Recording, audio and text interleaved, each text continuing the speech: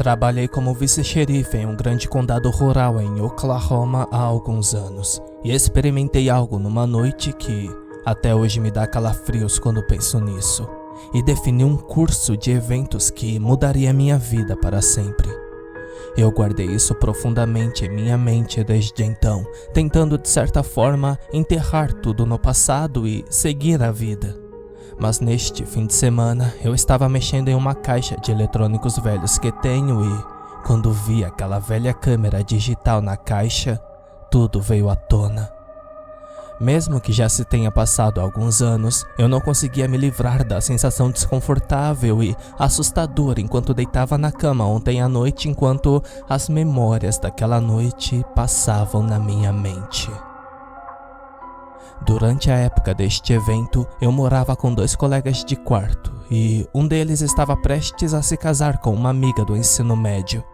Eles estavam prestes a ter sua festa de noivado em um sábado e, embora eu tivesse que trabalhar o dia todo, eu disse a eles que estaria em casa por volta das 21 horas e iria à festa, pois muitos dos nossos amigos do ensino médio estariam lá e eu estava muito ansioso para isso.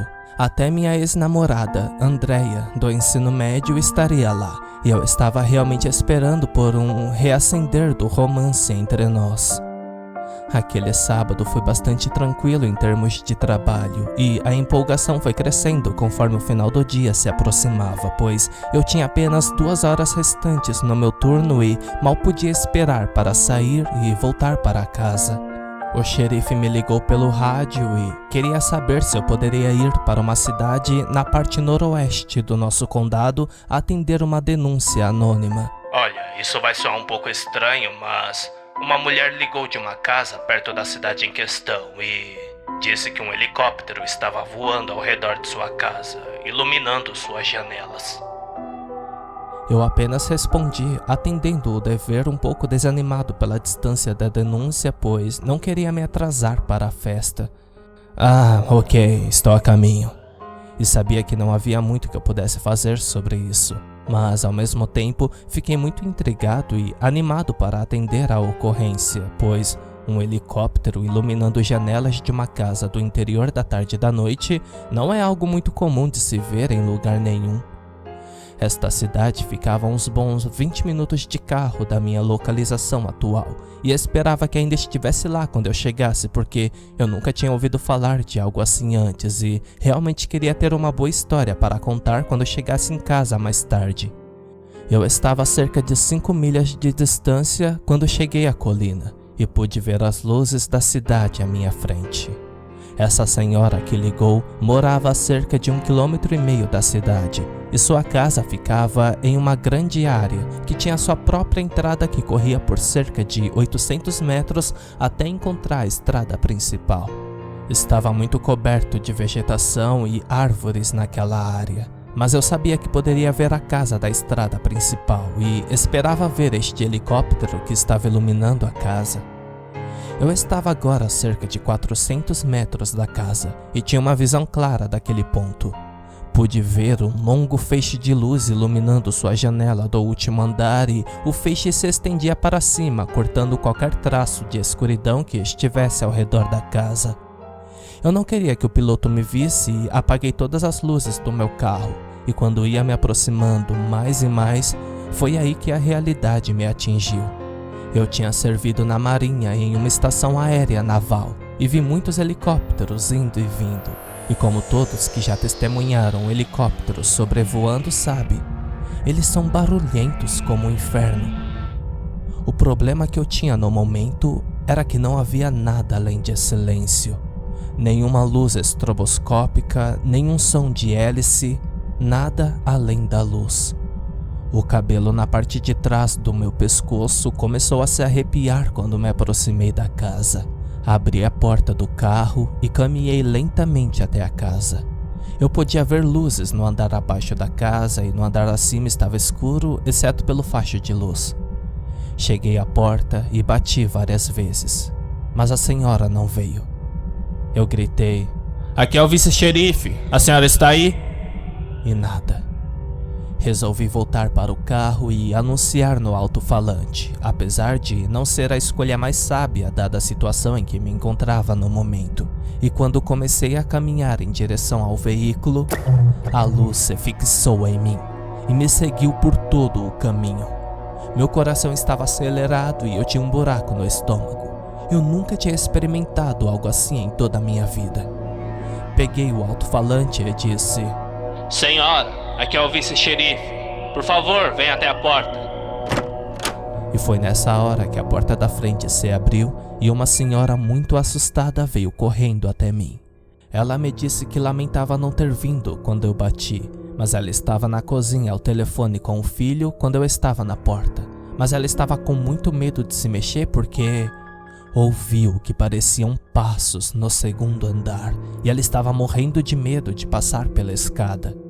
Ela disse que quando me ouviu no alto-falante, os passos pararam e então decidiu correr o mais rápido que pudesse.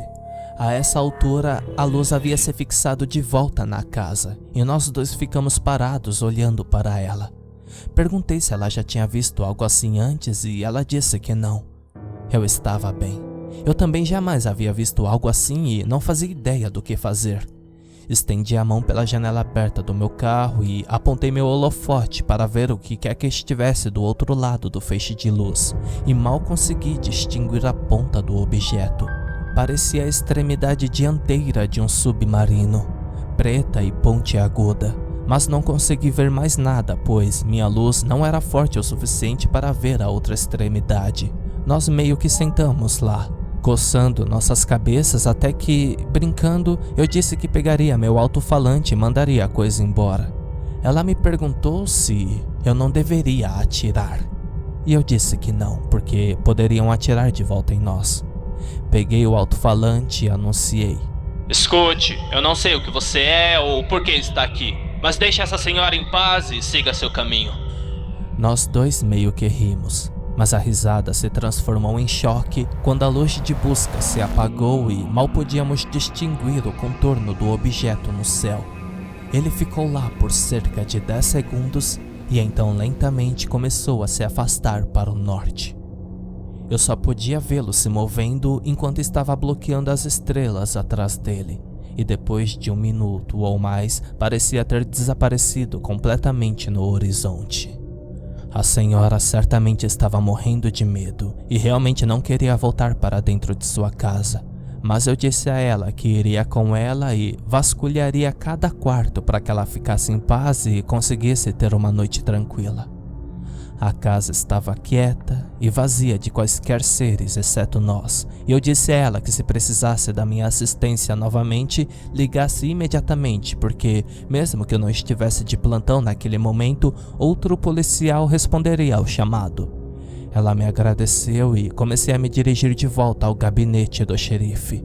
Tive essa sensação estranha e avassaladora enquanto dirigia de volta para a estrada.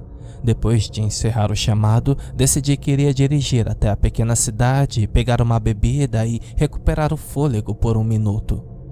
Quando entrei na estrada principal da cidade, pude ter uma visão completa da casa da senhora. E foi neste momento que percebi que o objeto estava de volta. Lembrei que eu estava com minha câmera digital guardada em minha bolsa. Entrei em contato com o xerife pelo rádio e disse a ele que estava retornando ao endereço do chamado anterior, que o problema havia retornado. Pedi ao xerife para enviar reforço, mas infelizmente não havia tantos policiais assim para que fosse mandado reforço naquele momento. Ele teria que enviar outra unidade que estava localizada em outra região. Levaria horas até que eles chegassem e, pela urgência, eu não tinha como esperar.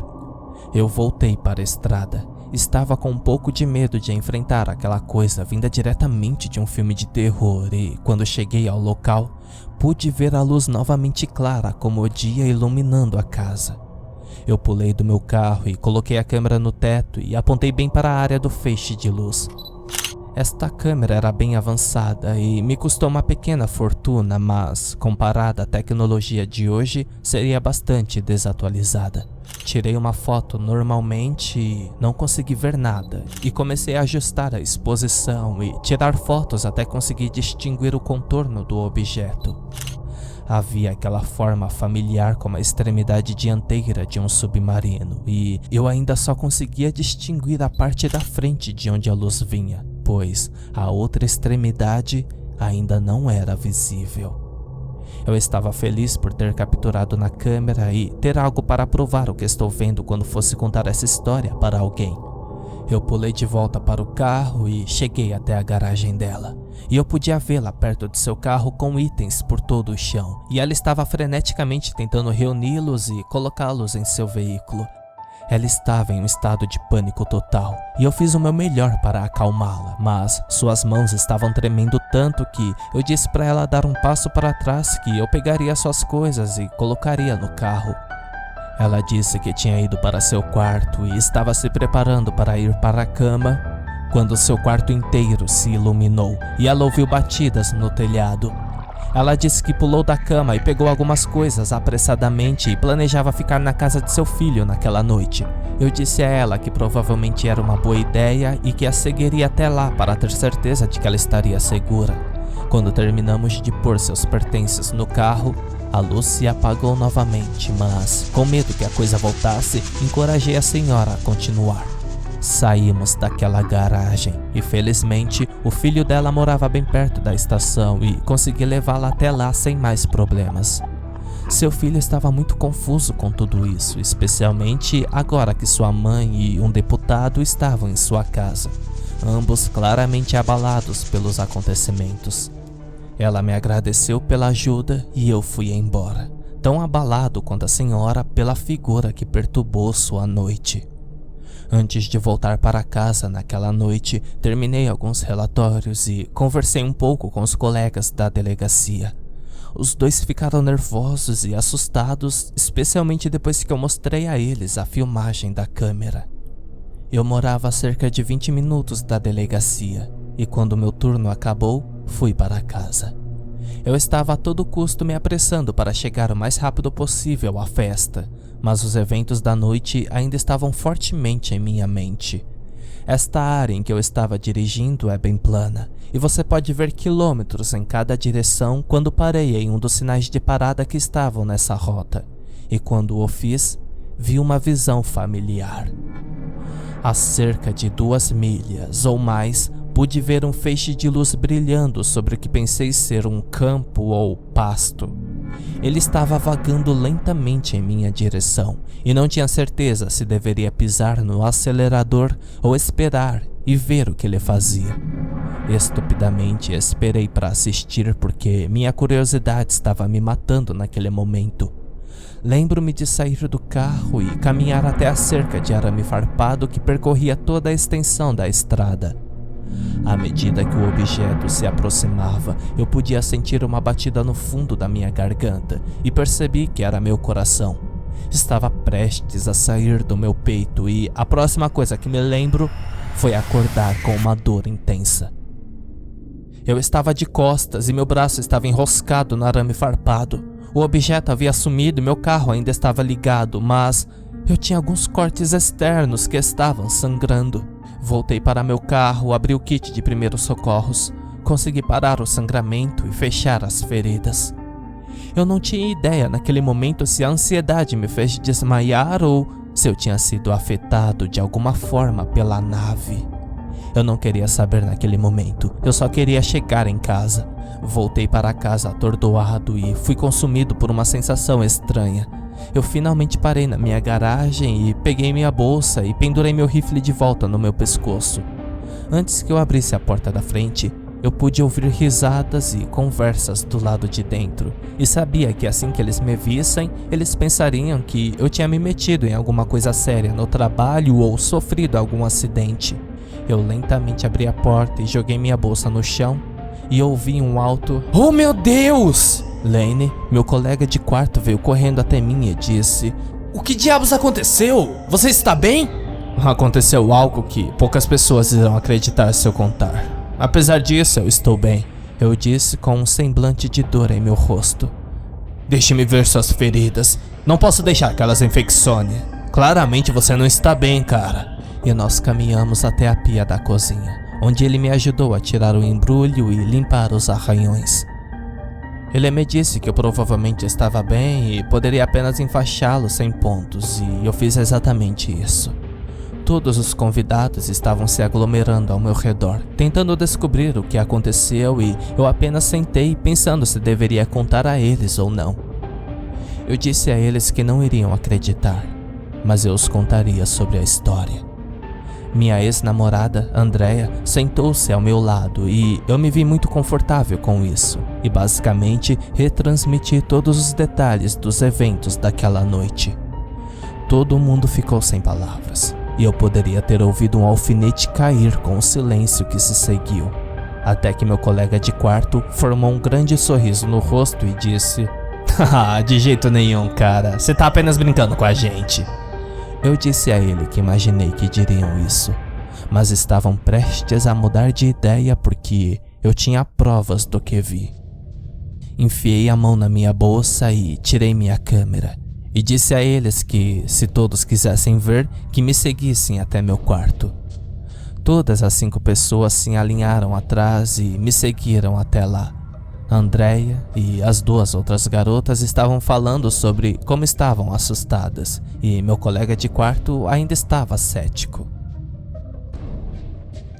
Eu conectei a câmera na TV e mostrei as fotos e vídeos para eles.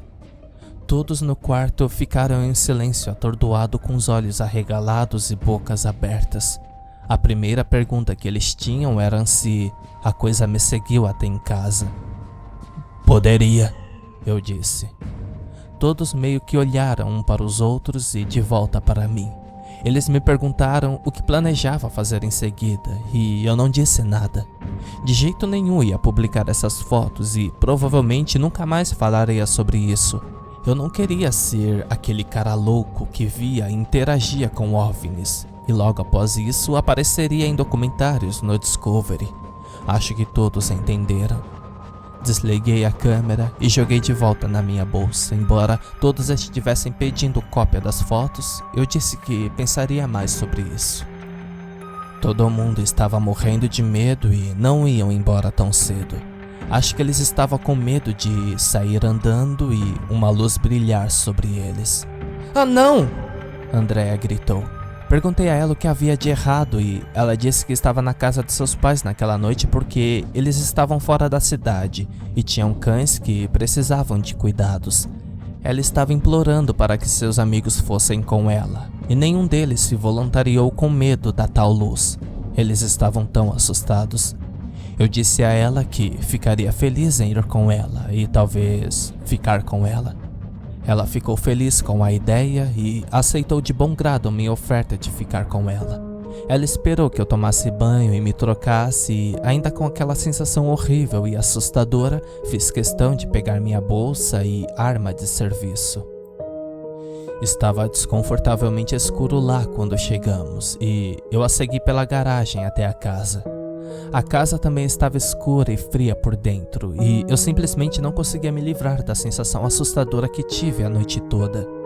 Eu disse a ela que dormiria no sofá ou em qualquer outro lugar, mas ela disse que de jeito nenhum e que dormiríamos juntos em seu antigo quarto. E foi isso. Nós 2 fomos para a cama durante a noite e ela me perguntou se tudo o que eu disse realmente aconteceu. Eu disse a ela que sim e de jeito nenhum fingiria isso só para assustar a ela e todos os outros. Eu tive um pouco de dificuldade em adormecer, mas finalmente consegui. E acordei por volta das 3 da manhã, sozinho na cama. Achei que talvez ela tivesse ido ao banheiro, mas depois de uns 15 minutos decidi me levantar e ver onde ela estava. Acendi as luzes do quarto dela, depois do corredor, e chamei seu nome. Nenhuma resposta. Fui até a sala e ouvi a porta dos fundos se abrir e ela me disse para sair com ela. Perguntei a ela o que havia de errado e ela disse que estava com problemas para dormir porque só conseguia pensar na minha história e queria ver por si mesma. Fiquei meio surpreso considerando o quão assustada ela estava no início da noite. Ela perguntou se eu a levaria de volta para a mesma área em que via a nave, porque ela precisava ver com seus próprios olhos. Eu não queria voltar a esta hora, porque esta noite tinha sido bastante movimentada, mas ela pressionou, e eu realmente queria me envolver com ela novamente, então concordei. Entramos na minha caminhonete e começamos a viagem de volta para a parte rural e escura do condado, e eu estava secretamente esperando que não víssemos nada e pudesse finalmente deixar essa noite para trás. Depois de meia hora, chegamos ao cruzamento onde eu parecia ter desmaiado.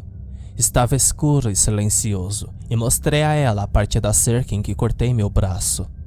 Ficamos ali olhando para o céu até as 4:30 da manhã. Eu disse a ela que o que quer que fosse, agora provavelmente já se foi e deveríamos voltar. Partimos para a caminhonete e meu estômago caiu quando a ouvi gritar. Ela estava apontando para um grande campo aberto onde olhei e vi 3 luzes azuladas movendo-se acima da terra. Eles estavam circulando um outro em um movimento rápido a cerca de 100 metros de nós e se movendo direto para nós. Eu disse a ela que não era uma boa ideia ficar ali e que precisávamos ir, agora, e antes que pudéssemos nos virar para chegar à caminhonete, toda a área havia sido iluminada por uma luz ofuscante, e em seguida, o que parecia ser o som de uma pequena explosão de trovão.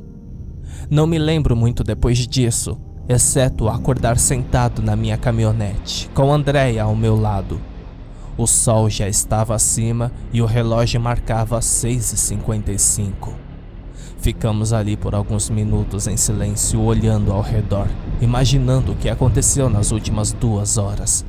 Ela perguntou se eu a levaria de volta para casa e eu disse que sim, porque eu também precisava descansar. Eu só queria chegar em casa e dormir, e era tudo que eu conseguia pensar. Eu a levei até a casa dos pais dela e tive que acordá-la quando chegamos. Ela saiu da caminhonete e olhou para mim esperando que eu tivesse algum tipo de resposta para as perguntas em nossas cabeças, mas eu não tinha. Nós dois concordamos em nos encontrar na hora do almoço e tentar entender tudo. Eu dirigi para casa em transe e parei na garagem para ver um veículo desconhecido, e meu carro de patrulha havia desaparecido.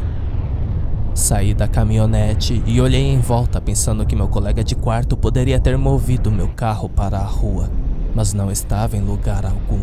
Mas no fundo eu sabia que ele não faria isso porque ele sabia que não tinha permissão para dirigi-lo e certamente não teria movido sem me dizer primeiro. Caminhei até a porta da frente e minha chave não funcionou depois de tentar várias vezes. Bati na porta para tentar acordar meus colegas de quarto e fiquei surpreso quando um homem que eu nunca tinha visto antes escancarou a porta exigindo saber por que eu estava em sua varanda tão cedo pela manhã.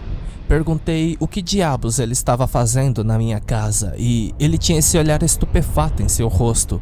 Ele perguntou se eu tinha bebido porque ele morava aqui há 15 anos e se eu não saísse ele ia chamar a polícia.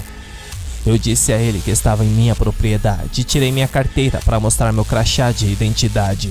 Olha, eu sou o xerife do condado de Summit, expliquei. E ele perguntou onde que era isso.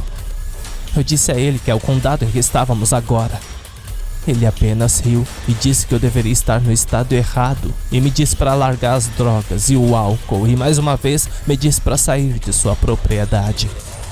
Voltei para a caminhonete para ter certeza de que eu estava na casa certa, e com certeza estava, mas as coisas estavam diferentes. A pintura da casa havia mudado, e o jardim da frente tinha um paisagismo muito diferente. Como diabos isso aconteceu? Eu pensei. Peguei meu celular e tentei ligar para meu colega de quarto, mas outra pessoa atendeu. Tentei ligar para meu outro colega de quarto e não houve resposta.